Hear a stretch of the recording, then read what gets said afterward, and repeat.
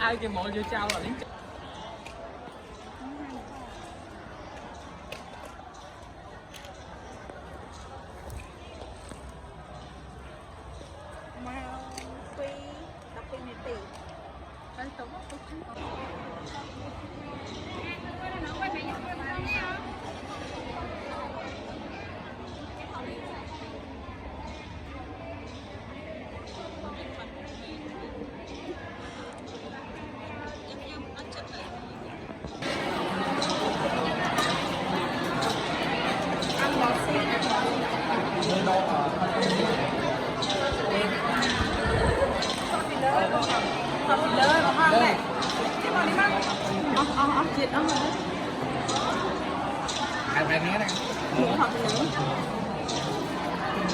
anh đi tu nha, anh đi không nè, mà anh đi tu nha. bạch cầm nát đến tí tết nhưng mơ gà là lấy món tết mình lấy ao ba ạ Nơi ra mà sợ đi ra mà đi khỏi kê thì anh ấy tắt đông mấy đông tu nó tới sao nó mất đâu camera cho nên đâu tắt cô cái bạn đi thời gì à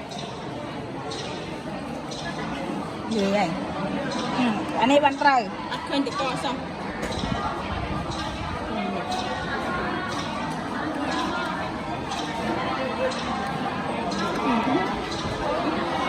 khơi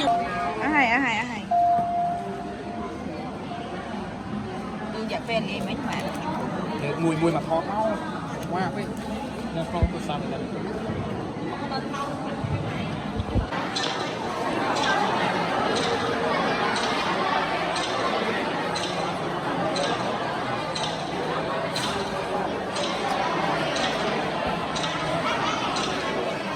ta có thể ai vậy anh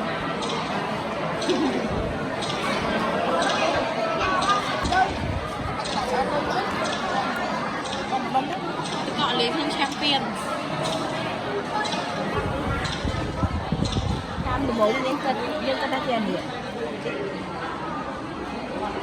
mua hai đây là cân nó dân cân người ta cam mua hai đây để dân cân hàng đằng kia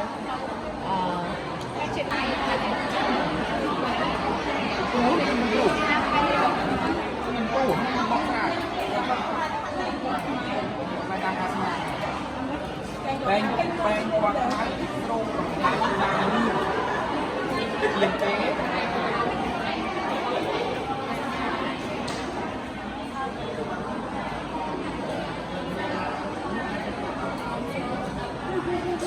tắt